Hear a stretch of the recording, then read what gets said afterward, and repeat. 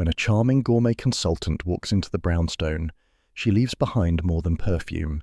She leaves a trail of poison, deceit, and one stolen apron that leads straight to murder.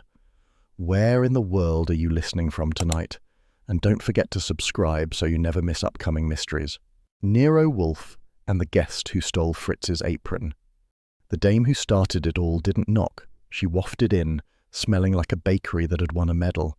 I'd been typing up the week's bills, trying not to imagine Wolfe's face when he saw what Fritz had spent on truffles, when the door opened and a swirl of perfume, confidence, and culinary ambition floated over the threshold.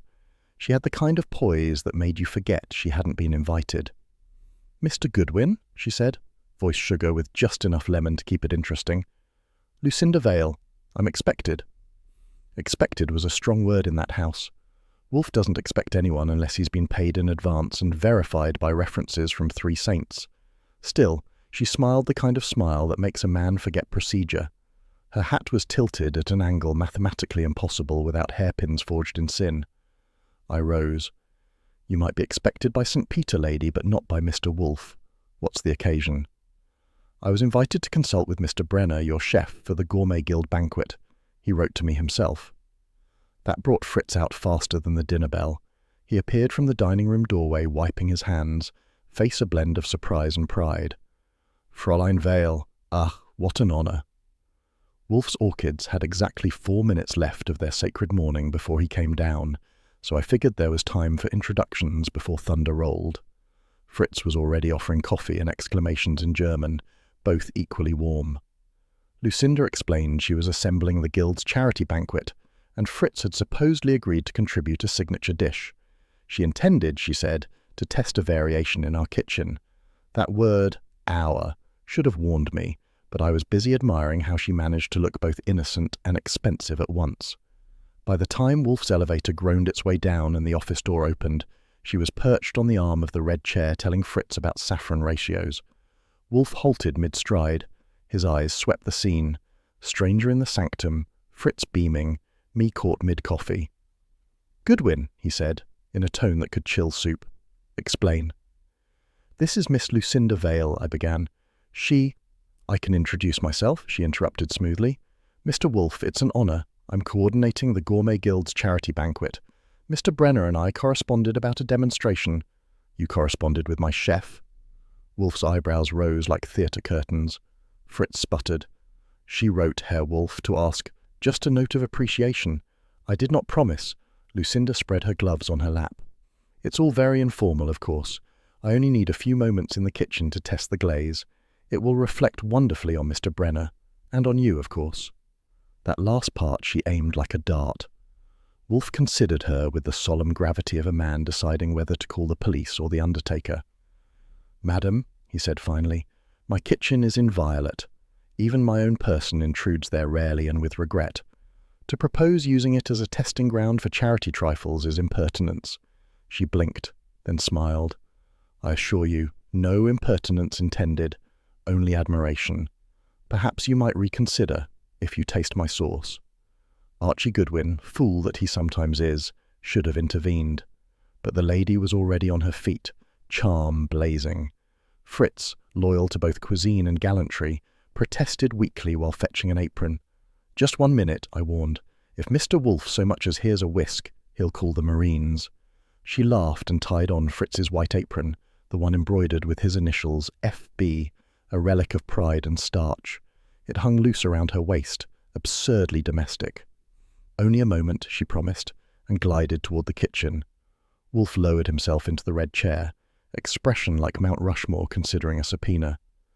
"Goodwin, you astound me. You admit trespassers now."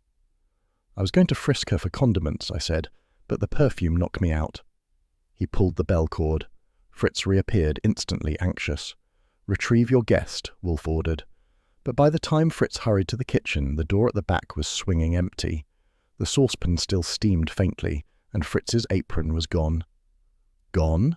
Wolfe said, when Fritz returned, pale. "She absconded with your apron?" "Mein Gott, yes, she must have—" "Pfui," Wolfe muttered. "I trust your sauce remains unpolluted." Fritz examined the pot as if it had turned into evidence. She took only the spoon and the apron. Why? I shrugged. Maybe she collects souvenirs. Some dames keep handkerchiefs. She likes cookware. Wolfe closed his eyes. Archie, ascertain her whereabouts, then ascertain why idiocy pursues us like a mongrel. I spent the afternoon on the telephone calling the Guild's office, half the restaurants in Manhattan, and one particularly optimistic gossip columnist. Nobody had seen Lucinda Vale. She'd evaporated, leaving only Fritz's wounded dignity behind. At 6 o'clock, I risked the brownstone again. Fritz had retreated into tragic silence over the loss of his apron. Wolfe was behind his desk, dictionary open, pretending not to care. "You'll be glad to know," I reported, "our visitor is as elusive as calorie-free butter. Nobody's seen her since she left." "I'm not glad," Wolfe said. "When a woman vanishes wearing another man's livery, she commits an aesthetic crime." "I'll file that under philosophy," I said. "Want me to call Kramer before she steals his badge?" That earned a glare sharp enough to slice prosciutto. "Do not mock. Fritz's property must be retrieved, not for sentiment, for order." At 8 precisely, Fritz entered with dinner, veal marengo, and the tragedy of the apron hung over the meal like a bad smell. Wolfe ate in silence until dessert, then pronounced judgment. "Goodwin, tomorrow you will attend the Guild office and demand the return of the stolen garment. Use diplomacy." "Sure, I'll take a pastry bag instead of a gun." He ignored that. After dinner, he retired to the plant rooms, leaving me to finish my report. I was halfway through describing Lucinda's hat when the phone rang. "Goodwin," I said.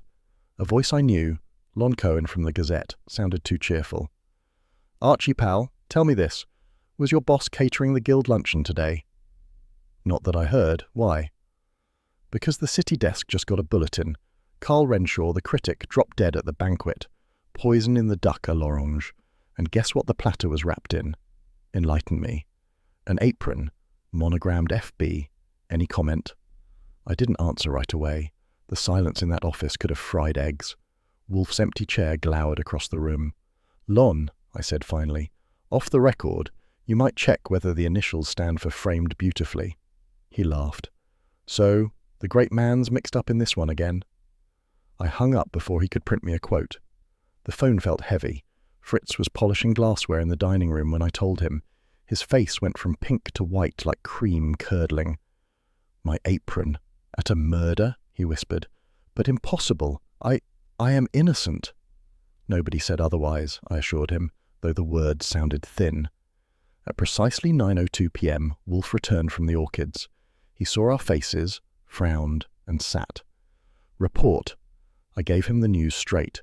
He listened without blinking, then drummed thick fingers once on the armrest. "Archie, fetch Kramer." That was Wolfe for sound the alarm. 10 minutes later, I was on the phone with Homicide. Kramer wasn't pleased. "Wolfe's name's already in the paper, thanks to that Guild crowd," he barked. "Tell him to stay put and keep his mouth shut." "He's already sitting," I said. "The second part's your problem." I hung up and turned to Wolfe. "Kramer's charming as ever. He suggests we stay out of it." Wolfe grunted. "Suggests? He cannot forbid inquiry into an assault upon domestic order. Phooey. Bring me every clipping, every report concerning this Guild, and ascertain Miss Vale's residence." "You planning to bill them for theft or murder?" "That depends which they pay better." He reached for his beer. Fritz had poured it automatically, a ritual gesture for moral shock. The glass chilled his fingers. He stared into it as though consulting an oracle. "Goodwin, we are besmirched. The world will chatter, restore our repute." "Sure," I said. "I'll start by checking the laundries for aprons with strychnine trim." He shot me a look over the rim of the glass. "Cease levity. Tomorrow at 10, we act." "Tomorrow at 10, I echoed, "provided no one poisons breakfast." Fritz gave a small moan and vanished toward the kitchen, muttering in Swiss German. The office smelled faintly of veal, cigar smoke, and trouble. Wolfe leaned back, eyes half closed, the picture of an emperor enduring barbarians. A woman enters, a garment departs, and a man dies. The sequence is suggestive. I said, "So's the smell of vanilla. Think she left it behind on purpose?" He opened his eyes. "If she intended to frame Mr. Brenner, yes. If she intended only theft, no. Either way, it is intolerable." "Then we'll clear his name." "Of course, and mine." He reached for the bell cord again, signalling Fritz to bring coffee. The familiar clink of the tray steadied the air. Wolfe inhaled once, deeply, and the lines in his face eased a fraction. "Archie," he said, "note this. Deception begins in the kitchen. Where else would a man expect purity and thus lower his guard?" I grinned. "I'll add it to the cookbook under philosophy a la Wolfe." He ignored that, closing his eyes. "Good night, Archie." That was dismissal. I typed a final line on the report. Client, none yet. Trouble, already served. Then I shut the machine, doused the lights, and left him there among the shadows, a mountain considering the first tremor. Somewhere in the city, a lady with vanilla on her hands had traded one apron for a corpse, and by morning, Manhattan would be chewing on both stories. And that was how the case began, with a smile, a scent, and the worst advertisement Fritz ever got. The rain started behaving like a process server around 3 o'clock, persistent, unwelcome, and determined to soak the guilty. I was in the office staring at the Gazette headline that had just been slapped onto our doorstep by fate and cheap journalism. Private gourmet sleuth linked to poison lunch. It wasn't exactly the publicity Wolfe's ego had ordered. Fritz had retreated to the kitchen, nursing a pot of coffee like it was penance. Wolfe sat at his desk, dictionary open but ignored, a man contemplating how civilization could collapse through syntax alone. At 3:10 the bell rang, sharp as a verdict. I didn't need a name. Only one man rings like he's pounding on a confession. "Inspector Kramer," I told Wolfe, and went to admit the weather. Kramer entered, trailing cigar smoke and municipal thunderclouds. His hat looked like it had lost an argument with the rain. "You've seen the papers," he growled. "Yes," Wolfe said, "and I deplore them. Sit down before you drip on my parquet." Kramer sat, but didn't stop dripping. He dropped a folded newspaper on the desk. "That headline's making you sound like you poisoned the guy yourself." Wolfe didn't glance at it. "I'm not interested in journalistic effluvia. What do you want, Inspector?" "I want sense," Kramer said. "Carl Renshaw's dead. Food critic for the Courier, board member of the Gourmet Guild. Ate lunch at that charity banquet yesterday, duck à l'orange. Half an hour later, he's down with strychnine cramps. The sauce came from your chef's recipe." Fritz made a choking sound in the doorway. "Mein Gott. No, never." "Relax, Fritz," I said. "He's just reading the menu." Kramer shot me a look. "The Guild's chef swears a woman named Lucinda Vale made that sauce, wearing Mr. Brenner's apron. You remember her, Goodwin?" "Vividly," I said. "She smelled like ambition glazed with vanilla." Wolfe raised a finger. "Inspector, you will not impugn my staff. Mr. Brenner's competence and integrity are beyond suspicion." "Integrity's nice," Kramer said. "So's evidence. We've got his apron with the poison platter. You tell me that doesn't look bad." "It looks absurd," Wolfe said. "A culinary artifact misused by a charlatan. An apron is not intent." Kramer chewed his cigar and studied Wolfe. "You know, you could save us all trouble by staying out of this." "That is impossible," Wolfe replied. "My household has been violated. Mr. Brenner's garment was expropriated, his name besmirched. I must, what is your phrase, clean house." "Yeah? Well, if you interfere, I'll see that apron tagged as evidence. You'll get it back when the DA finishes with it, about 1957. I said, "If it's evidence, Inspector, better keep it out of the kitchen. Fritz might wash away the motive." Kramer's eyes narrowed. "You think this is funny?" "No," I said, "but it's less depressing than the weather." Wolfe tugged the bell cord. Fritz disappeared and returned with a tray of beer for Wolfe and coffee for me. Kramer waved off both. "I'm here because the Guild crowd's already whispering your name," he said. "Renshaw was supposed to write a column about private gourmet detectives. Looks like he picked the wrong lunch." "That column," Wolfe said, "was meant to flatter the Guild, not to incriminate my household. Your implication that I would risk poison for publicity is offensive." Kramer grunted. "You're offended. Fritz is panicking. The press is hysterical, and I've got a corpse. Start helping instead of sermonizing." Wolfe regarded him as if considering whether the inspector deserved oxygen. "Help, yes, but not under coercion. Mr. Goodwin, summarize yesterday's intrusion for the inspector." I did. The dame's arrival, Fritz's apron, her talk about charity and glaze, and her sudden exit. I even left out my admiration for her millinery. Kramer scribbled notes. "All right. You sure she called herself Lucinda Vale?" "Unless she borrowed that too." "She's missing," Kramer said. Her landlord says she moved out this morning, left behind 2 unpaid bills and a note that said, "Recipe for exposure." Mean anything? Fritz, hovering by the desk, gasped. She said that here, while tasting the sauce. Wolfe's eyes gleamed. Indeed. And you, Inspector, find it coincidental that she used the same phrase after a man's death? I find it convenient, Kramer said. Maybe she was bragging. Or quoting, Wolfe murmured. A note of some kind. Kramer pulled a small envelope from his coat, sealed in evidence plastic. Typed, on guild stationery. You'll stay clear of it, Wolfe. You're not touching evidence. I have no wish to. Wolfe leaned back. But the text interests me. Recipe for exposure. Exposure of what or whom? That's my job to find out. Kramer rose. In the meantime, keep your staff available for questioning. No trips, no deliveries, no duck dinners. Fritz flushed crimson. Inspector, I swear on my honor. Save it, Kramer said. Honor doesn't impress the DA. Wolfe's hand rose like a gavel. Enough. You will not badger my cook. Mr. Brenner's honor is the foundation of my nourishment.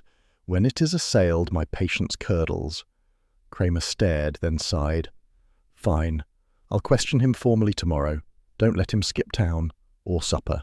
He turned toward the door. I said, If you want a raincoat for the road, Inspector, take mine. It leaks less. He gave me a grunt that might have been thanks and clomped out. The front door closed like a punctuation mark. Wolfe exhaled through his nose, a sign of both relief and calculation. Archie, that man's persistence borders on artistry. Sure, he's carving us up for tomorrow's headline. Phooey. Wolfe lifted his beer and took a long draught. I will not permit that apron to remain impounded indefinitely. It is the emblem of domestic sanctity. If sanctity smells like béarnaise, I said, I'm converted. He ignored me. Mr. Brenner, compose yourself. I require clarity. Fritz, wringing his hands, approached. Herr Wolfe, she said, also, before she vanished, the secret ingredient is exposure. I thought she joked. A jest masking threat, Wolfe mused. Exposure. Of scandal, perhaps. Of theft. Or of poison, I offered. He glared. Your levity is untimely. So's our press coverage. He drummed fingers on the desk. Mr. Goodwin, procure information on the Gourmet Guild, its officers, finances, quarrels, gossip. In particular, its relationship with the late Mr. Renshaw. You want me to phone or infiltrate? Both, but not now. It is 4:25. Orchid time. I groaned. While Kramer's out making arrests, you'll be sniffing phalaenopses. He rose, slow, deliberate, massive. A man must adhere to order. Without order, the mind degenerates.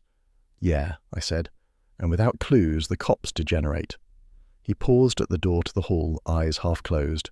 You may mock, but I rely upon you, Archie. Do not let my reliance be misplaced. It wasn't often he handed me that kind of tip without a deduction attached. You can rely on me, I said, at least till dinner. He disappeared up the hall, leaving the faint smell of beer and temper behind. Fritz ventured, He defends me, yes? Like a fortress, I said. Now relax before you faint into the consommé. I spent the next hour on the phone. The guild secretary sounded nervous enough to be useful. She confirmed the luncheon guests, dropped Renshaw's name twice per sentence, and hinted at internal feuds over recipes. When I asked about Lucinda Vale, she said, Oh, Miss Vale isn't official. She was recommended by someone. Who, she didn't say, because a new voice cut in, a male baritone telling her to hang up. At 5:30, I typed my notes for Wolfe's evening reading pile. The storm outside thickened, making the office glow like a stage set. When the elevator hummed and Wolfe re-emerged from the orchids, he looked rejuvenated, which in his case meant merely alive. He read my report, nodding. Internal dissension, and a phantom consultant. The guild is a cauldron. Yeah, I said, and someone added strychnine instead of spice. He raised a brow. You're sure Renshaw's death was deliberate, not accidental contamination? Unless the chef stirred in rat poison for seasoning, yeah, deliberate. Then we must identify the cook's motive. He tapped the report. Renshaw was writing about private gourmet detectives. Perhaps he uncovered something unpalatable. Like corruption in the guild? Possibly. And Miss Vale, anticipating exposure, struck first. Then why frame Fritz? Because, Wolfe said, his name lends credibility. No one doubts a Brenner source. By extension, no one suspects substitution. I nodded. So she borrows his apron, poisons the critic, and vanishes. An unsophisticated ruse, Wolfe murmured, yet effective for public minds. We must contrive a counter-narrative. That's my department, I said. You supply brains, I supply spin. He allowed the ghost of a smile. Indeed. Draft a statement for the Gazette. Mr. Wolfe deplores the misuse of his household's reputation and is cooperating fully with authorities. Submit it to Mr. Cohen before midnight. That'll keep him from printing our obituary. Fritz re-entered with the dinner tray, lamb cutlets, artichokes, and remorse. Wolfe sniffed approvingly. You see, Fritz, even amid slander, perfection endures. Danke, Herr Wolfe. As we sat to eat, thunder rolled again. I thought about Lucinda Vale somewhere out there, maybe under the same storm, maybe stirring another pot. Wolfe broke the silence. Archie, tomorrow you will attend the guild offices. Be diplomatic. Sure. I'll take a spoon instead of a gun. He closed his eyes briefly, either in tolerance or prayer. You will also convey to Inspector Kramer that I expect the apron's prompt return. An affront to domestic sanctity cannot stand. I grinned. I'll tell him sanctity comes before supper. He lifted a fork. Pfui, eat. And that was the end of the day. The rain drumming, the city accusing, Wolfe defending honour with appetite, and me wondering which would cool first, the storm outside or Kramer's temper. Tomorrow, we'd find out who spiced the duck with murder. Tonight, the only crime left in the brownstone was second helpings. The gourmet guild hall looked like money had tried on refinement and decided it preferred to stay loud. I went up there at 7:15 the next evening with my shoes shined and Wolfe's instructions weighing more than the 38 I wasn't carrying. It was one of those uptown club buildings that started with marble in the lobby and worked up to bad oil paintings, all of them featuring food that had never met a ration book. The banquet crowd was thinning, but the air still held layers: cologne, champagne, garlic, and scandal. Waiters ghosted around picking up glasses. A string trio in the corner sawed at something Viennese for the benefit of 3 bored dowagers. At the far end, under a chandelier that wanted to be Versailles when it grew up, a knot of people stood close, talking too low and too fast for innocence. I flashed the guild invitation their secretary had surrendered that afternoon after coaxing, and one carefully chosen lie about coordinating statements. The receptionist barely glanced at it. Men in tuxedos and women in satins that could have paid my yearly salary flowed past without credentials. You could smell ambition between the hors d'oeuvres and the lies. My quarry stood at the centre of the knot. Dorothy Renshaw, fresh widow, in black silk that took mourning as an opportunity. She had a composed face, careful blonde hair, and eyes like blue glass, pretty and brittle. On her left stood a slight, carefully composed woman with a clipboard and a crushed boutonniere, tension showing at the corners of her mouth, the guild's event planner, Marion Hale. On her right, a woman with a beak of a nose, sharp bob, and cigarette tilted like a weapon, Geraldine Leach, rival critic. I stepped in smiling. Mrs. Renshaw, Archie Goodwin. I work for Nero Wolfe. Her gaze flicked over me like I was a bill. Mr. Wolfe, she said, as if tasting something too strong. I suppose he couldn't resist attaching himself. Funny, I said. We feel attached whether we like it or not. Someone used Fritz Brenner's apron to wrap your husband's last course. That's a kind of intimacy we don't encourage. Marion jolted. It was never intended. I mean, no one here would impugn Mr. Brenner. The guild admires him deeply. His voice wobbled like unset custard. Geraldine blew smoke sideways. The guild admires anything with a French label, including poison, apparently. Dorothy's fingers tightened on her clutch. That's tasteless, Geraldine. So was the duck, Geraldine said. Renshaw told me it was ordinary. He doesn't die for ordinary. Didn't, I corrected. Now he dies for nothing. Geraldine's eyes snapped to mine. You here to clear your employer's name or make headlines? I do both on good days, I told her. Tell me about Lucinda Vale. Marion wet her lips. She was engaged as a consultant, recommended. By whom? Dorothy spoke before he could. Carl liked to encourage talent. It was harmless. This line of inquiry is grotesque, Mr. Goodwin. My husband is scarcely buried. Technically, I said, he's scarcely autopsied, and Miss Vale seems to have skipped town wearing our property. I let that hang. I'm trying to find out who handed her the opportunity. Geraldine stubbed out her cigarette with a twist. Lucinda Vale is a derivative hack. She lifted half her ideas from Renshaw's columns. He was going to expose her. Said so over canapes. She didn't like it. Marion flinched. Dorothy shot him a glance that belonged in a boardroom. That's enough. Mr. Goodwin, if you have questions, speak to our attorney. That'll be cosy, but later, I said. Right now I'd like the layout. Who had kitchen access? Who vouched for Miss Vale? Marion smoothed her jacket. Everyone with proper clearance. It was a guild function. Security was adequate. The lie sweated off him. Miss Vale had a temporary pass. Arranged by? He hesitated. By Mr. Renshaw. He believed her presence would attract attention. Geraldine snorted. He liked theatrics. The robe and apron act was his idea. Let the little upstart baste under the spotlight, he said. Maybe he got more exposure than he planned. There was our first misdirection gift wrapped. A picture of Renshaw as puppet master and Lucinda as panicky understudy. It might be true or decor. Either way, it went in the file. I drifted off under pretense of refilling my glass. The banquet tables still showed the ruins, crumbs, lipstick, the remains of duck that might as well have been signed by an undertaker. Near the head table I spotted a folded menu, trampled but legible. I picked it up because I pick things up. Habit has saved my hide. On the front, the guild crest. Inside, courses. Across the bottom corner, a splash of red wine had dried into a shape that curved like an L. Cute. For all I knew, it stood for liability. Or Lucinda, or leech, or just lousy pouring. Clue or coincidence, it stayed with me long enough to note paper and type, then I slipped it back. Evidence lives with its own kind. Wolfe's rules and mine both say so. A baritone at my elbow said, "You people from Wolfe's place always police the linens?" I turned. A barrel-waisted fellow with a banker's tan and steakhouse face regarded me. "Only when they start killing people," I said. "You're a guild officer?" "James Collier, finance."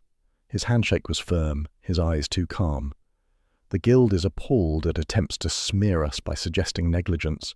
You can tell Wolfe we expect a public denial of that Gazette filth." "Sure," I said. "Right after you explain how a stranger walked off with our chef's apron and into your kitchen." "That has nothing to do with us," he snapped. "Security checked every credential." "Then they collect them," I said. "You still have Lucinda Vale's pass?" He blinked. "Our records are internal." "That's a no," I said. "Thanks." He stalked off. Behind the bluff, something twitched when I said her name. Fear, maybe, or gas. Hard to distinguish in that crowd.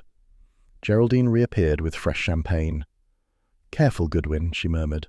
"Collier doesn't like people sniffing at his books. Or his chefs." "I'm housebroken," I said. "I only sniff when paid." She smirked. "Then you'll be busy." Renshaw was going to write about the guild's secret ingredients. He hinted one wasn't garlic. People here were nervous. "You included?" "I don't need secrets. I need circulation."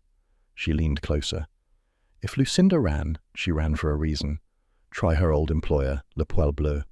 She wrecked a sauce in a marriage there, they say. Maybe she's more combustible than you think." Nice.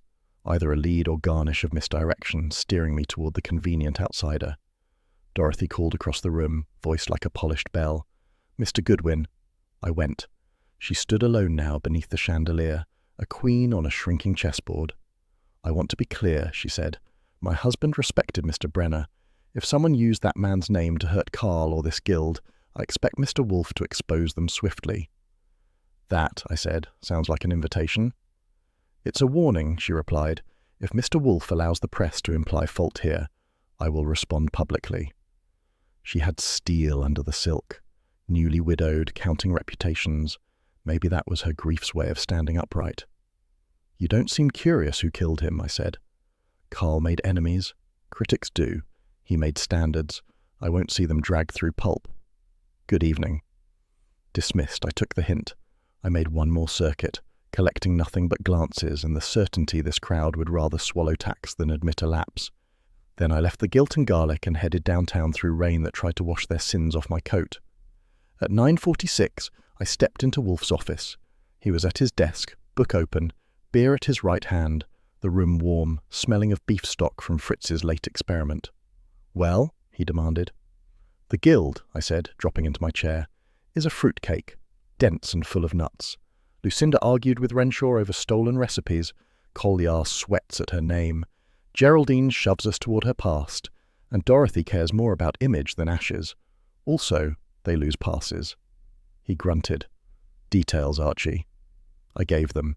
The talk of stolen recipes, Renshaw's threat to expose Lucinda, the phantom pass, the suggestive stain, Geraldine's tip about Le Poil Bleu, Collier's offence, Dorothy's warning.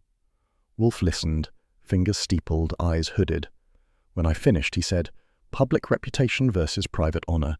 They wish to conscript mine to launder theirs. I resent it." "Understandable," I said. "They'd like you to stand up and swear the Guild doesn't poison patrons." "Public dining is vulgar," he said. "This confirms it." "Maybe," I said, "but murder's still the house special." He lifted a brow. "Phooey." He tugged the bell cord. "Fritz will bring coffee. Then we shall draft a statement, measured, severe, and remunerative," which was as close as Nero Wolfe comes to saying the hunt is properly begun. The rain had started a steady tattoo against the dining room windows by the time Wolfe decided we would commit culinary reenactment. Fritz called it sacrilege. I called it curiosity with a garnish of homicide. Either way, we weren't cooking dinner, we were autopsying lunch. The long table had been converted into a laboratory. Copper pots aligned like surgical trays, white porcelain bowls, scales, thermometers, and Wolfe at the head of it all like the presiding coroner. Fritz moved around the gas range in silence except for the soft clash of utensils. The scent of orange and butter filled the air, rich enough to make guilt taste edible. I sat near the end with my notebook, pretending to take dictation while staying out of Fritz's emotional blast radius. "This is barbarous," Fritz muttered. "To repeat a dish of death." "Not barbarous," Wolfe said. "Necessary. We must know where contamination entered." He sipped beer, the only man alive who could treat investigation as digestion. "Proceed exactly." I watched the sauce thicken to a pale gloss under Fritz's wooden spoon. "If any ghosts plan to appear," I told them, "they'll be drawn by the aroma." "Silence," Wolfe commanded. "The sense of smell demands concentration." He leaned forward, nose working, eyes narrowed behind half-closed lids. "Orange, clove, cognac, sugar, nothing amiss. Mr. Brenner, the garnish, please." Fritz reached for a small crystal bowl. Inside lay curls of crystallized orange peel, glistening like amber. He sprinkled a few pieces on the duck breast, set the platter before Wolfe, and stepped back with the solemnity of a man offering evidence. Wolfe inhaled once, twice, then he frowned. "Archie," he said, "bring that magnifying glass." I did. Under its lens, one piece of peel glittered oddly. Not sugar, but something crystalline and foreign. Wolfe touched it with a penknife, dabbed the edge of his tongue, and grimaced. "Strychnine leaves a bitterness that resists disguise." "Then that's where the poison came from," I said. "Obviously. The sauce is innocent, the garnish guilty." He wiped his lips with deliberate disgust. "This was added at plating, not in cooking. Therefore, whoever provided the garnish delivered the murder." Fritz groaned. "But those peels, I did not make them," Fritz protested. "They were ordered through the Gourmet Guild. Miss Hale herself arranged it, special quality for the banquet. I only opened the sealed tin here in our kitchen when Miss Vale and Miss Hale both said it would be perfect for exposure." "Where?" Wolfe asked. "The supplier, Grayson Importers, on 10th Avenue. I made a note. "You're sure it wasn't swapped after delivery?" "I opened the tin myself," Fritz said. "Miss Vale insisted we use them. She said, they give it the taste of revelation." Ah, I thought she was poetic. "Poetic, yes," Wolfe murmured, "and lethal." At Wolfe's signal, I phoned Saul Pantzer. His voice came in crisp through the static. "Grayson Importers need to know all recent buyers of crystallized orange peel. Check ledgers, cash or charge, especially women, 1 or 2 pounds in the last week." Saul grunted approval. "Give me 2 hours." Wolfe nodded when I hung up. "Competence is balm. Now we wait." He dismissed Fritz to the kitchen and retreated to the office. I followed with notebook and a second beer. Wolfe settled behind his desk, massaging his temples. Archie, recall Miss Vale's phrase, recipe for exposure. The garnish exposes flavour. It also exposes guilt. Neat wordplay, I said. You're almost cheerful. Not cheerful, exact. He glanced at the rain streaking the window. Contamination is the offspring of negligence or design. We shall prove which. At 8, Fritz brought dinner. Cold chicken, no duck in sight. He set the tray down with ceremonial gloom. Wolfe regarded him gravely. Mr. Brenner, your cooperation tonight was exemplary. I commend you. Fritz's eyes widened. Compliments from Wolfe are rarer than eclipses. I said, Careful, Fritz. He's getting sentimental. Nonsense, Wolfe replied. I am exact. At 9:30 the phone rang. Saul's voice came steady. Got your list. One interesting line. Day before the banquet, cash sale, £2 crystallised orange peel. Buyer name written as L. Vale, but the clerk noted it was paid on the Gourmet Guild account and authorised in person by Marion Hale. Address left blank. I relayed it. Wolfe's lids drooped. Satisfactory. The pattern clarifies. The poisoner procured her own garnish, substituted it, and ensured your apron would accompany the platter. Efficient. And homicidal, I said. We've got her nailed. Not yet. Evidence connects purchase to name, not to act. Still, we progress. He closed his eyes, listening to the rain. Tomorrow, Inspector Kramer will return with bluster. We will have substance. I leaned back, finishing my beer. Outside, thunder rumbled over Manhattan like a judge clearing his throat. Inside, the air smelled of oranges, regret, and justice beginning to simmer. The elevator of the Renshaw building sighed me up 20 floors like it resented every inch. When the doors opened, I walked into money that had learned manners. Quiet carpets, muted art, and a doorman who looked like he'd been trained to forget faces. Mrs. Carl Renshaw's penthouse took the top 2 floors of the building and half the skyline with it. The maid, young and starched enough to be new, led me to a library that smelled of lilac and cognac and the kind of widow who didn't plan to stay in mourning long. Dorothy Renshaw stood by the bar, tall, polished, and wound tight. Her black dress wasn't about grief, it was about control. A long string of pearls gleamed like punctuation against the fabric. She didn't offer a seat or a smile, just a cigarette she didn't light. Mr. Goodwin, she said, voice smooth as the cognac decanter beside her. I wondered when your employer would send his emissary. I travel faster in the rain, I told her, and Wolfe doesn't like elevators. He finds them vulgar. Her eyes flicked over me, half appraisal, half dismissal. I suppose he finds widows vulgar too. Only the ones who talk to reporters, I said, taking a chair without invitation. You've been busy with them. A flicker of irritation crossed her face. I am defending my husband's reputation. He was a distinguished critic. I won't have him smeared as a fool murdered by a kitchen tart. Lucinda Vale, I asked. Her jaw tightened. A poisonous creature. She seduced Carl with her sob stories about ambition and betrayal. He pitied her. He was always drawn to the unworthy. It was his single flaw. That single flaw sounded rehearsed, like something she'd said into a mirror before the press arrived. I let her run with it. Carl was generous, she went on, moving to the window. He wanted to help her, introduced her to the guild, encouraged her, and she repaid him with theft. What kind? Recipes, notes, ideas. Carl's writing was intellectual property, Mr. Goodwin. She pilfered his drafts. He told me as much. Did he tell you he was going to expose her? Her hand froze on the drape. Expose? Word around the guild is he planned a column, something about fraud in the culinary world. She turned slowly. Carl never confided his professional decisions to gossip mongers. No, I said. He confided them to wives. A pause, the kind that carries perfume and warning. Then she smiled faintly. I see. You're trying to suggest jealousy. You men always do when a woman defends herself. Not jealousy, I said. Just motive. You wouldn't be the first lady to confuse revenge with justice. Her laugh was brief and sharp. You think I poisoned him? Using your chef's apron? How quaint. You'd be surprised how many crimes start quaint. She crossed to the bar, poured cognac, and didn't offer me any. The liquid glowed like amber in her hand. Carl always hid things in plain sight, she said idly, almost to herself. That line pricked my ears. I glanced around the room. The place was an advertisement for order. Books shelved by colour, trophies gleaming, the desk bare except for a silver lighter and a half-finished crossword. A cookery section caught my eye, a little ironic in a home where dinner was probably a caterer's signature. "Plain sight, huh?" I murmured, and crouched to the lower shelf. The titles were predictable: Epicure's Compendium, Gastronomic Gazetteer, French Sauces of the Modern Age. Behind field recipes of Europe, something pale showed, a corner of an envelope.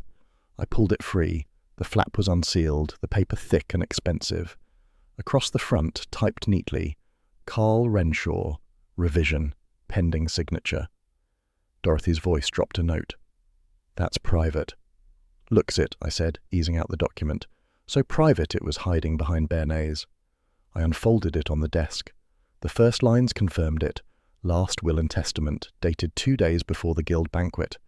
Everything standard until the name at the bottom of the new beneficiary clause, Lucinda Vale. I whistled softly. Well, well, Miss Vale was about to inherit more than his recipes. Dorothy was motionless, one hand still on her glass. "He would never sign that," she said flatly. "He didn't," I said, tapping the blank signature line. "But someone was nervous he might." She took a long swallow of cognac, then set the glass down with a click. "If you think that gives your client leverage, think again. Carl was impulsive. He drafted absurdities all the time. She probably goaded him into it." "Maybe, but even an unsigned will can stir motive, depending on who knew about it." "Are you accusing me of knowledge, Mr. Goodwin?" "I'm saying you'd have good reason to make sure it stayed unsigned." Her face hardened. "Get out." "Sure," I said, slipping the document back into the envelope. "I'll let Wolfe decide whether it's evidence or decoration." "You will return that immediately."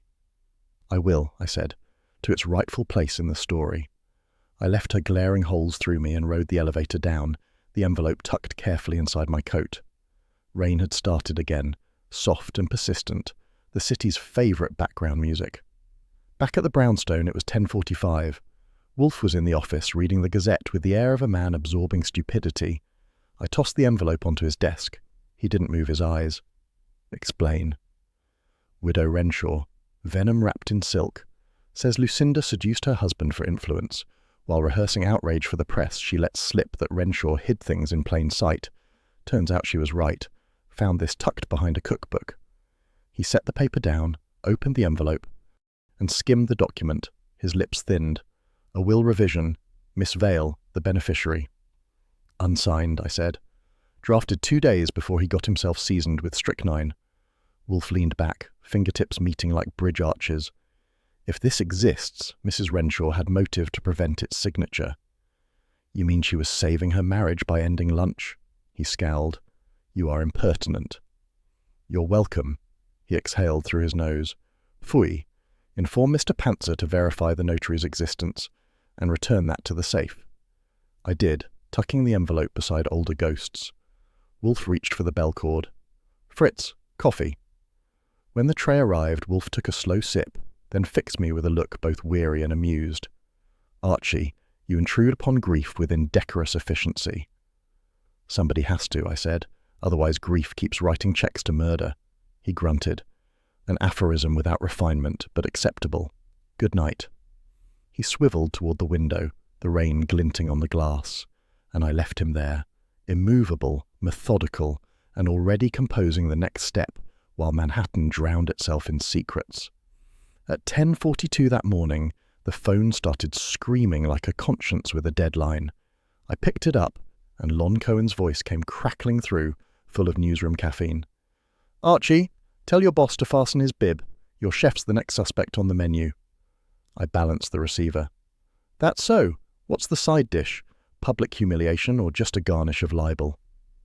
"Neither. DA's office is sniffing around. Somebody's feeding them, and us stories that Fritz spiced the duck with something deadlier than zest. And before you ask, no, it didn't come from me. But it'll hit tomorrow's front page if you don't get ahead of it." "Much obliged," I said, and hung up before he could offer condolences. Wolfe was at his desk, thumbing through a botanical journal like the orchids might volunteer a confession. I gave him the news. The effect was visible.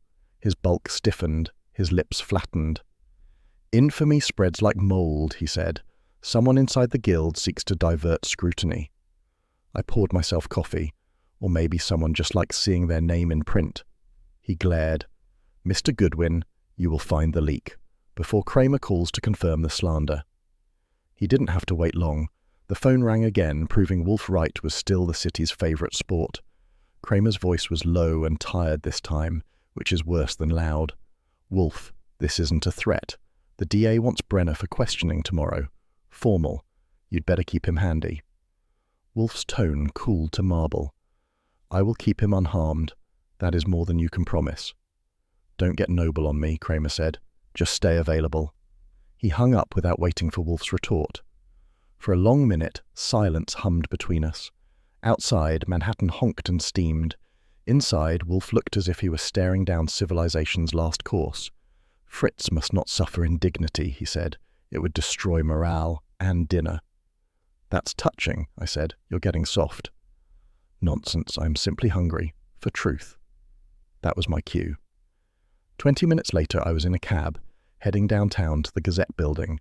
The newsroom hit me like a frying pan. Heat, smoke, clatter. Typewriters chattered faster than most men thought. Phones rang like alarms, and a copyboy nearly collided with me carrying a proof sheet. Lon waved from his desk, but I had another target. Geraldine Leach had a corner cubicle, smaller than her ego but better lit. She was dictating into a phone, voice sharp enough to cut paper. When she saw me, she smiled like a cat spotting a trapped bird. "Goodwin, you move fast, for a man who works for a sedentary legend." "Speed builds appetite," I said.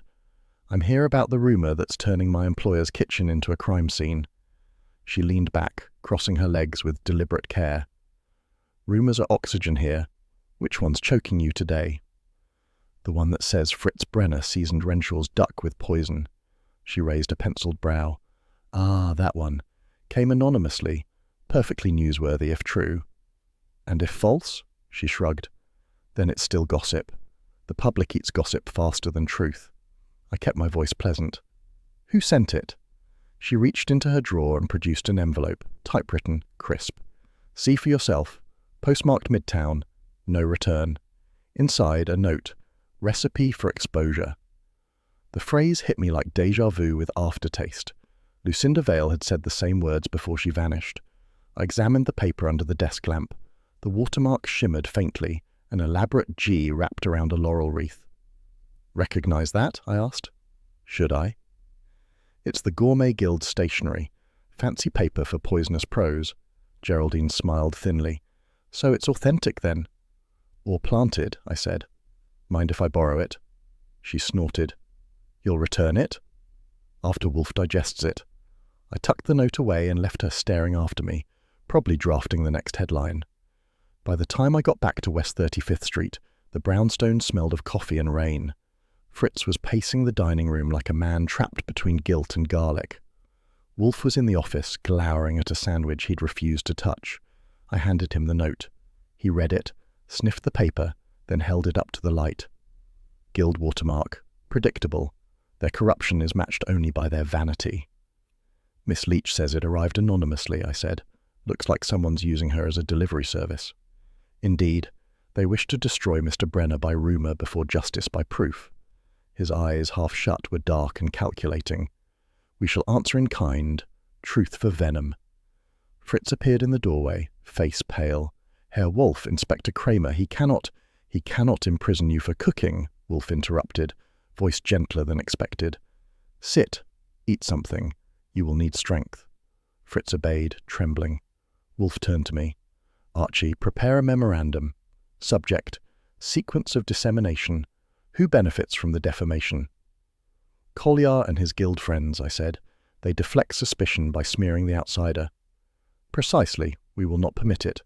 He rang the bell cord. "Fritz, beer for me, coffee for Mr. Goodwin. We dine at 8 as usual." The storm outside had quieted, but the newsroom echoes still clanged in my head. As Fritz brought the tray, I couldn't resist. "You know, for a man who hates publicity, you're doing fine in the headlines." Wolfe gave me a glare so mild it almost counted as affection. "Pfui! Let the jackals gnaw. By tomorrow we shall make them choke." He lifted his glass. "Ritual closure. Wolfe style. I lifted my coffee in return. Manhattan could keep its gossip. We had our next course ready. Truth, served hot. The rain over Brooklyn looked like it had been falling since Prohibition and didn't plan to stop until the borough confessed.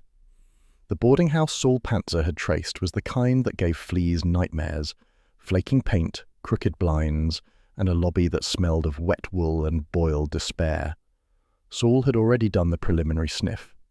He met me at the corner under a flickering lamppost, trench coat collar up, cap low. "She's inside," he said quietly. "Room 3B, registered under Miss L. Vale. Been here 3 nights. Pays cash, no calls, no visitors.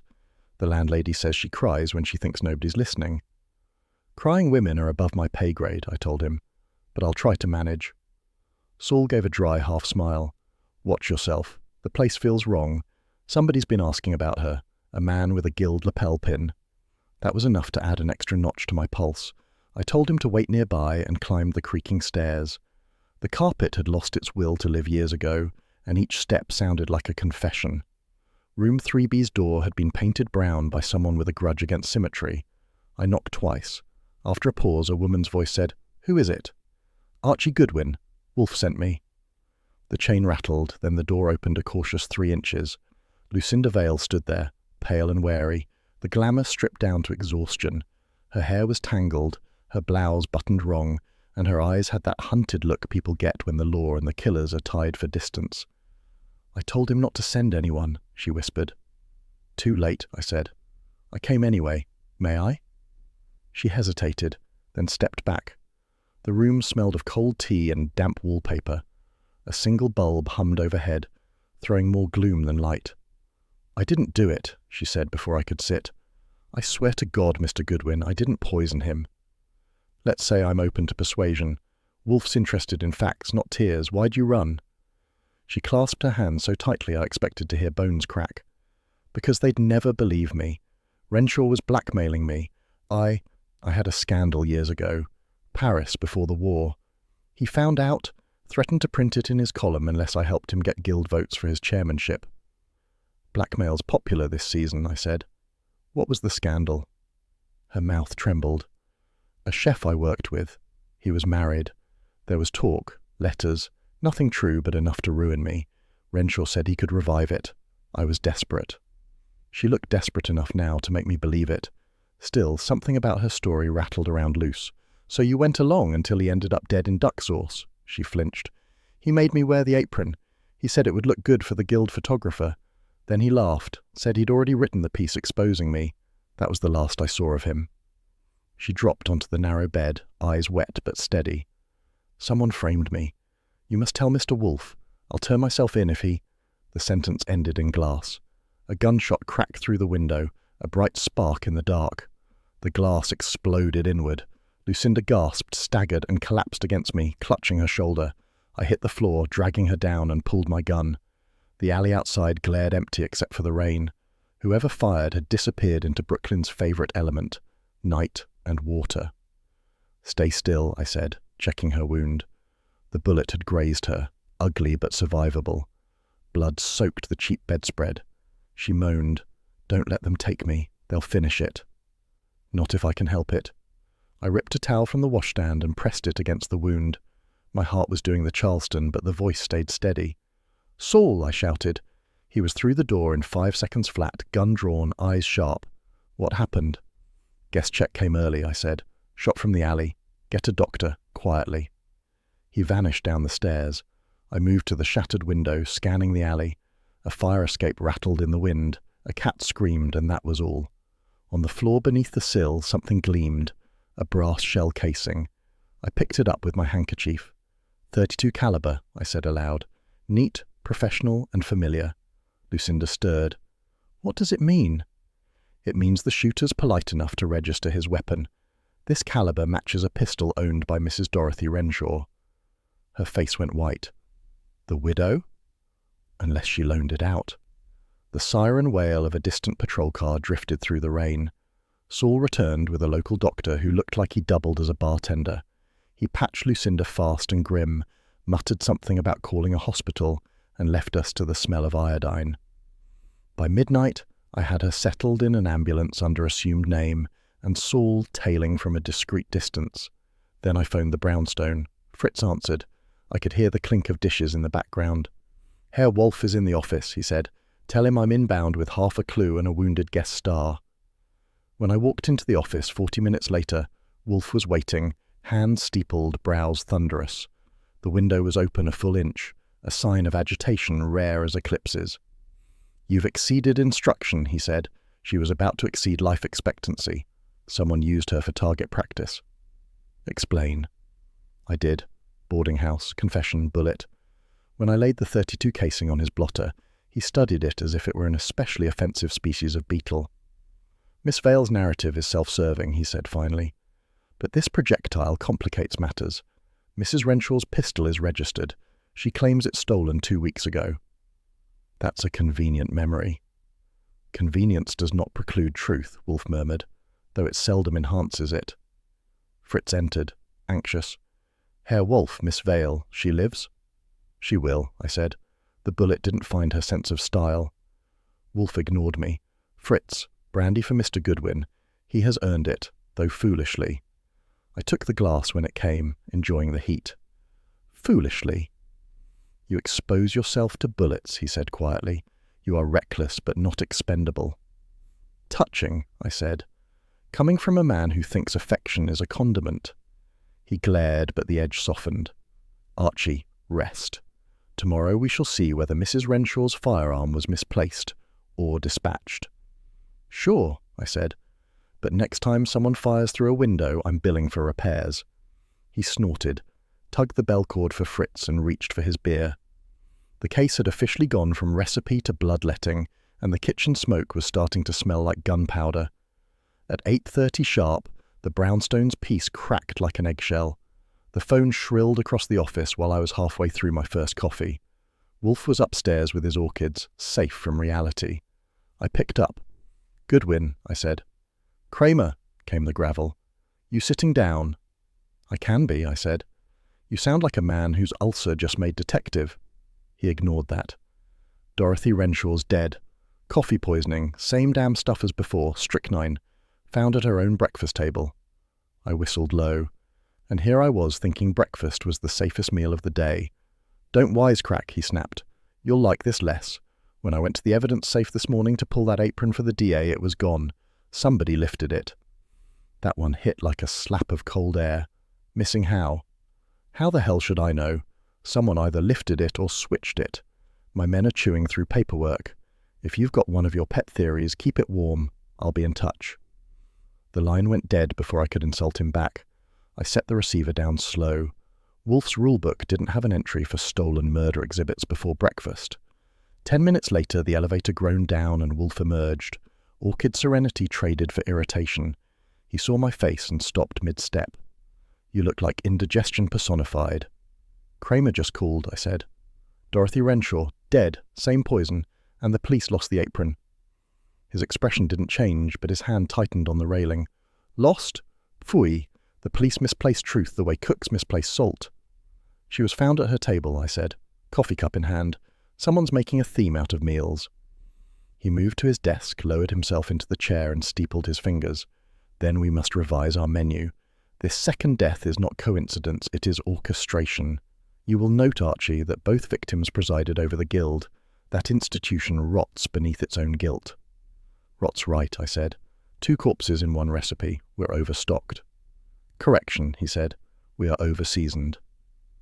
Fritz appeared in the doorway, pale as unbaked dough. Herr Wolfe, this news... Yes, Wolfe said gently. You will not concern yourself with what fools whisper. Mr. Goodwin will manage the noise. Fritz bowed, but his hands trembled. When he left, Wolfe sighed.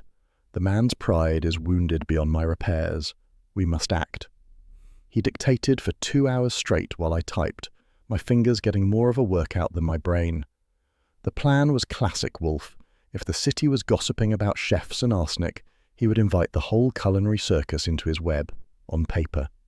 Each guild member, every suspect, even the press, was to receive a polite request to contribute to an academic study on the psychology of taste and temperament. I said, You expect them to write confessions in cursive? Confession is too coarse a word, he replied.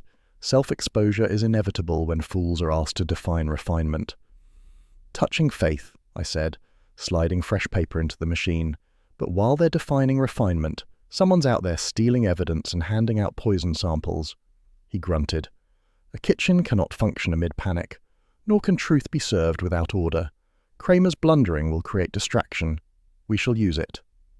By 10:40, the first replies began to come by messenger, thin envelopes, heavy with pretense. Wolfe read each one like scripture, noting phrases, underlining sentences. I brewed more coffee and tried not to think about its reputation. At noon, a telegram from Geraldine Leach arrived, neatly typed, signed with theatrical flourish. To temper acidity, one must understand the nature of bitterness. Wolfe's eyes flicked up at me. Interesting. Poetic, I said. Or plagiarized. Lucinda Vale used that exact phrase when I found her crying into a teacup. He nodded once. Indeed, identical phrasing from two women unacquainted except by scandal. You think Geraldine wrote that note to the Gazette, the recipe for exposure one? Possibly, or she shares vocabulary with its author. Either link may lead to the cook who stirred this broth. I leaned back. Kramer's going to love hearing you solved it with adjectives. Wolfe ignored me. He was in that slow burn of contemplation where words dropped like pebbles into a deep well. Miss Leach has motive to deflect guilt toward Miss Vale. Both women despised Renshaw, both feared exposure of private disgrace, yet one borrowed language from the other, a curious intimacy. Maybe they shared a ghostwriter, I said, or a recipe column. He allowed himself a brief, tight smile. You persist in jesting, Archie. It preserves my sanity. That's mutual, big man. The phone rang again. Kramer, right on cue. Wolfe, he growled, you're sending questionnaires now. My office is knee-deep in your stationery. You exaggerate, Wolfe said mildly. I am engaged in research that may aid your investigation. It better, because the DA's having kittens. 2 guild members dead, and the press thinks we're guarding their cookbooks instead of solving murders. Then tell the press, Wolfe said, that Nero Wolfe prefers his justice slow-cooked. I could almost hear Kramer's jaw grinding. Don't get clever. And if you've got any idea where that apron went, spill it. Not yet, Wolfe said. When I do, you will be the first to hear. Kramer exhaled like a man extinguishing a cigar with his teeth. Fine, but if Brenner's name hits another headline, I'll have to pull him in. Fair warning. When Wolfe hung up, I said, Kramer sounds tired. He should be, Wolfe murmured. He's chasing smoke while the fire hides in language. He rose, an effort that always looked like a geological event, and crossed to the window. Rain streaked the glass, Manhattan glistening in moral decay. Dorothy Renshaw was silenced because she knew. The apron's disappearance confirms tampering within authority. Someone dances between guild and precinct with equal ease. Meaning what? An inside job? He turned. Meaning the cook is not done serving. At 1:30, Fritz entered with lunch, veal in white wine sauce, which I eyed warily. Wolfe tasted, approved, and finally deigned to eat. I tried mine too. It was good enough to live for, which felt like a gamble lately. Between bites, Wolfe spoke. Archie, make certain the carbon copies of those statements are filed by date. I wish to review the diction chronologically. Evolution of deceit interests me. Sure, I said. Want me to add footnotes or flavor notes? Spare me your seasoning, he said. After lunch, he dictated one more letter to Lucinda Vale's doctor at the clinic, requesting a report on her recovery for culinary continuity. I typed it, wondering if that was his idea of bedside manner. By 3, the office smelled of paper, rain, and tension. Wolfe had sunk deep into his chair, eyes half closed, lips twitching over unspoken deductions.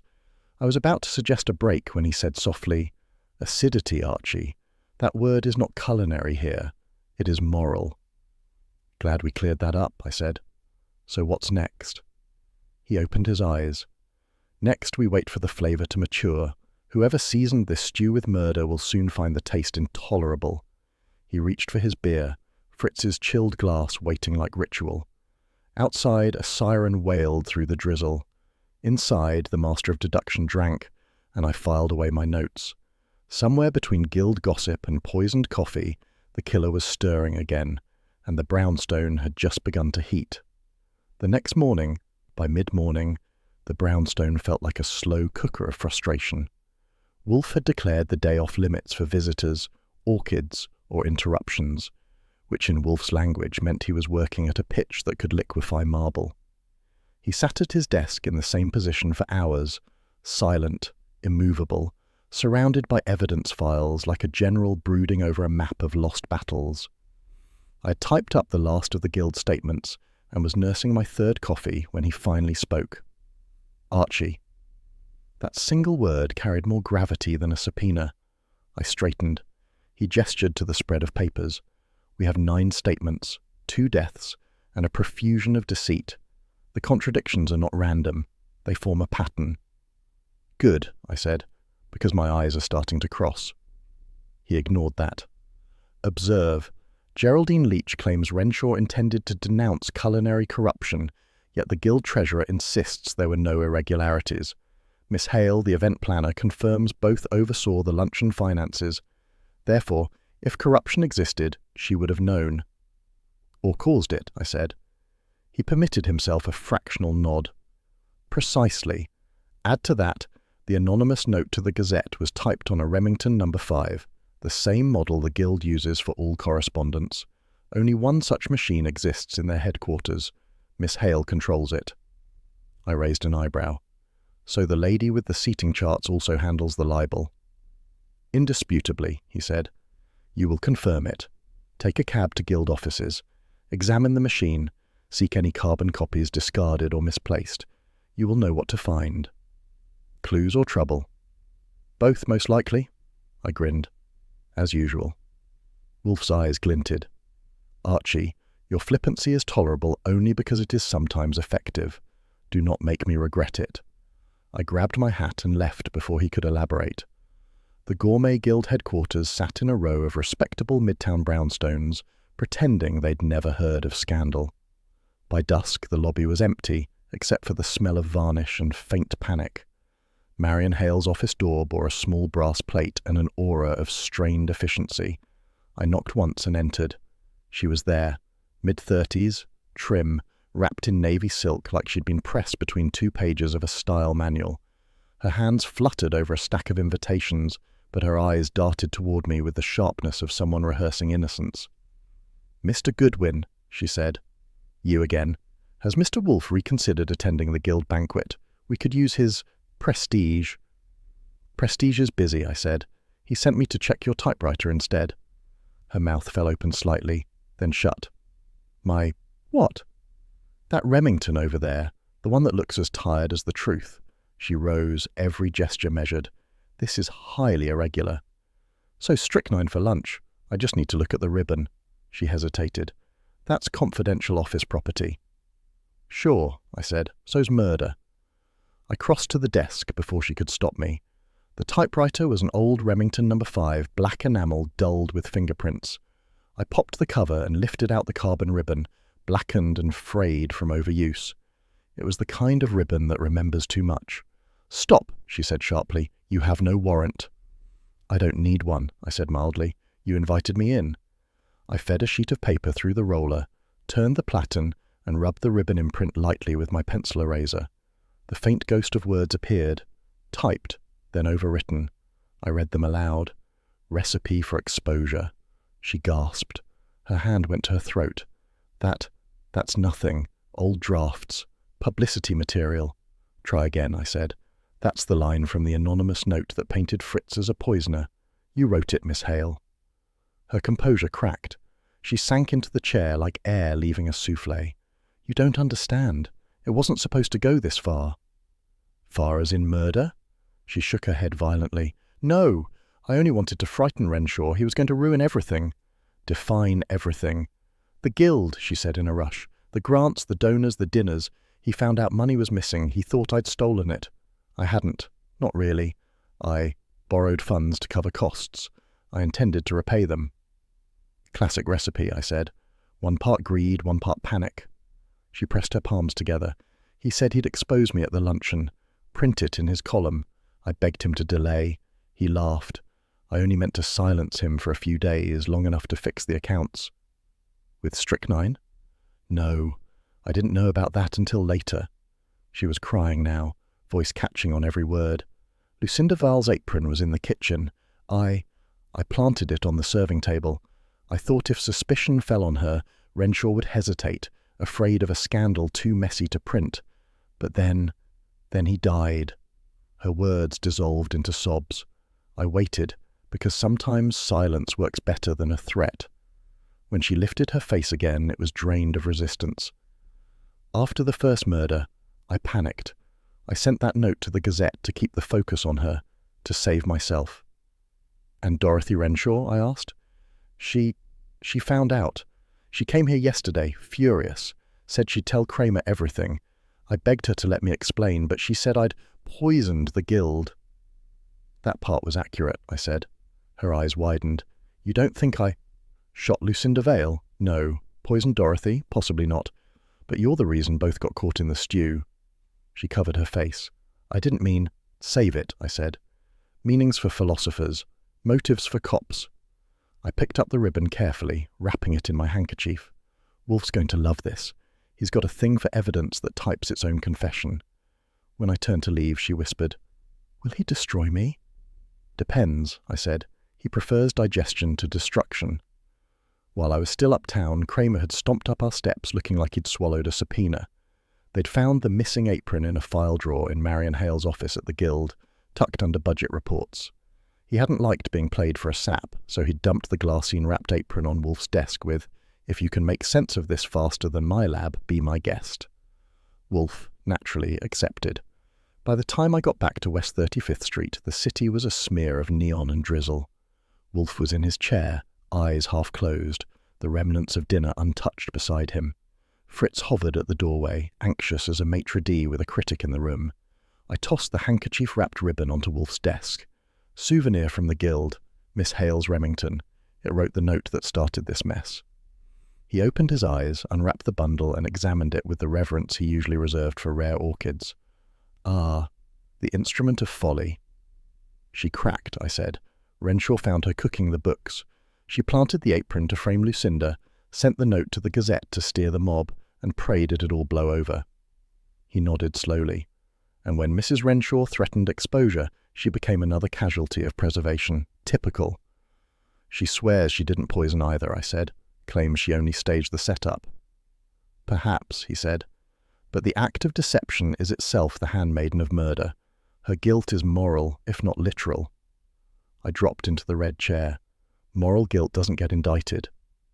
No, Wolfe said, but it can be demonstrated. He dictated a summary for me to type. Cool, methodical, full of phrases like culinary corruption masked by propriety. Halfway through, he paused and looked at me. Archie, he said quietly, your expedition was efficient, commendable alacrity. I looked up. Say it again, I'll frame it. Do not, he said, and closed his eyes. Too late, I said. I've got witnesses. He reached for the bell cord and pulled it once. Fritz appeared as if materializing from guilt itself. Beer, Wolfe said. As Fritz departed, Wolfe leaned back, murmuring, Marion Hale sought to preserve refinement. Instead, she revealed rot. The Guild's veneer cracked, and beneath it, putrescence. Pretty speech, I said. Want me to send it to the Gazette? He opened one eye. Archie? Yes, sir? Phooey, I grinned. That's better. Outside, Manhattan's night pressed close against the glass. Inside, Wolfe sipped his beer like absolution. I stacked the finished report, slid it into the safe, and shut the door. The city could stew for a few more hours. Tomorrow the law would dine on confession. If you've never watched a man stage manage a courtroom without leaving his chair, you've missed one of life's finer absurdities.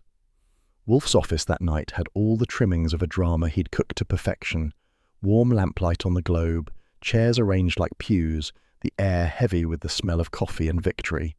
The only thing missing was a jury box, though Kramer filled the role well enough, scowling like 12 angry men rolled into one cigar. The guests of honor were lined up by invitation, not enthusiasm. Lucinda Vale sat near the window, pale and bandaged, a wisp of a woman clinging to the last of her dignity. Fritz hovered behind her like a guardian angel who'd misplaced his halo. Geraldine Leach perched opposite, arms crossed, perfume sharp enough to kill gossip at 50 paces. Saul Panzer leaned against the wall, quiet and unreadable as a shadow, and in the centre, looking as though the floor had betrayed her, sat Marion Hale. She wore grey, the kind of colour women pick when they've run out of alibis. At 8 precisely, Wolfe entered. Fritz straightened. Everyone else held their breath. Wolfe didn't speak right away. He let silence stretch until even Kramer's cigar seemed to cough for permission. Then he seated himself, rang the bell cord for beer, and began. "Ladies and gentlemen," he said, "I abhor repetition, yet murder, like poor cuisine, insists upon it. This case has reeked of it." Kramer grunted. "You can skip the sermon, Wolfe. Just tell me who did it." "I'm about to, Inspector. Kindly refrain from mutilating the rhythm." That shut Kramer up, mostly. Wolfe sipped his beer, set it down with reverence, and turned his gaze to Marion Hale. "Miss Hale, your competence as planner for the Gourmet Guild was beyond question. Yet your virtue as custodian of its funds was less savoury. When Mr. Renshaw discovered your misappropriations, you sought delay. When delay failed, you resorted to deception. Murder followed as naturally as desert. You also borrowed Mrs. Renshaw's .32, which she obligingly reported stolen, and used it to shoot at Miss Vale in Brooklyn when you feared she might contradict the story you'd built. The bullet you left behind tied your panic to your poison." She stiffened. "That's not true." He raised a hand. "Do not interrupt. You attempted camouflage by exploiting Miss Vale's apron, a foolish melodramatic gesture. You thought the public would swallow it whole, as they swallow all manner of nonsense printed in the Gazette. You succeeded temporarily, but error, like rancid butter, always reveals itself under heat." Lucinda's eyes flashed. "You mean she really—" "Yes," Wolfe said. "She killed Renshaw by introducing strychnine to the crystallized orange peel garnish, an ingredient she alone supplied through her guild authority. Then, when suspicion began to stir, she dispatched Mrs. Renshaw to preserve herself. The widow had discovered the apron trick and threatened exposure. Miss Hale's answer was the same poison, conveniently disguised in coffee." Kramer's cigar froze halfway to his mouth. "You've got proof of all that?" "I do." Wolfe turned to me. "Archie, the exhibit." I went to the safe, retrieved the carefully folded apron inside its glassine sleeve, and handed it over. Fritz looked at it as though it were a ghost wearing his initials. Wolfe unfolded it with a delicacy that made even Kramer lean forward. "This," Wolfe intoned, "is Mr. Brenner's maligned property. Forensic analysis revealed a faint grease mark near the hem, unremarkable at first glance, but under magnification the mark forms a partial fingerprint. Whose, Inspector, do you suppose?" Kramer's jaw worked. "You tell me." "Miss Hale's," Wolfe said. "Inspector Kramer's lab compared that partial to the prints taken from Miss Hale at the guild office this afternoon. They match. She handled the apron when she planted it." She handled the apron while planting it at the scene, unaware that her own skin oils had signed her work. Marion's composure cracked like old pastry. "That's impossible," she burst out. I only—" "Indeed," Wolfe said dryly. "You only sought to mislead.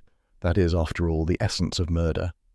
She looked around, wild-eyed, at Lucinda, who stared back with fragile scorn, at Fritz, whose face was pale with something worse than anger, at Geraldine, who simply sniffed, satisfied that for once she wasn't the headline.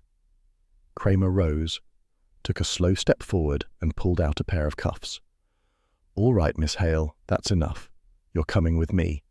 Her lips trembled. If he hadn't threatened—" Kramer cut her off. "Save it for the DA." He snapped the cuffs shut, the sound loud as punctuation. For a moment nobody spoke. Then Wolfe exhaled and leaned back, eyes closing briefly as if he were listening to the fading echoes of justice. When he opened them again, they softened at the sight of Fritz. "Mr. Brenner," he said quietly, "you have been wronged by association. The odour of infamy clings unjustly to your name. Consider it now purified." Fritz swallowed hard. "Herr Wolfe, thank you, truly." "Pfui," Wolfe murmured. "A man who serves excellence deserves defence. Now, if you would be so good as to fetch coffee, untainted." That earned the smallest ripple of laughter from the room. Even Kramer allowed himself a crooked grin as he guided Marion toward the door. "You're a devil in a chair, Wolfe," he said. Every time I think you've reached the limit, you go and pull another rabbit out of your desk drawer. Wolfe opened his eyes fully, gaze serene. Nonsense, Inspector. I am merely a gourmand who detests spoiled food. Kramer snorted, half amused, half resigned. Sure, just make sure the next one you cook up doesn't give me indigestion. When they were gone, the silence returned, thicker than before but gentler. Fritz brought in the tray, coffee, biscuits, the aroma clean and rich. Lucinda took hers with a shaky hand. Geraldine declined, claiming a column deadline. Saul slipped out without a word. Wolfe poured his cup, inhaled, and said, Archie, you may record the conclusion. Title it, A Demonstration of Gluttony's Nemesis. That's catchy, I said. Mind if I shorten it to How a Borrowed Apron Nearly Cooked Our Goose? He gave me a look that was equal parts exasperation and affection. If you must trivialize, do it accurately. Always do, I said, and started typing. The keys clacked like applause. From the corner of my eye, I watched Wolfe settle deeper into his chair, satisfied, methodical, already folding the case away in that brain of his like a finished recipe card. Outside, Manhattan hummed its usual lullaby of sirens and sin. Inside, we had warmth, light, and a restored sense of order, a rare luxury in this town. Fritz's reputation was safe, Wolfe's appetite intact, and my faith in the boss's ego suitably reinforced. I typed the last line, dated it, and closed the notebook. Case closed, I said aloud. Wolfe grunted approval, lifted his cup and toasted the air, and that's how a borrowed apron nearly cooked our goose.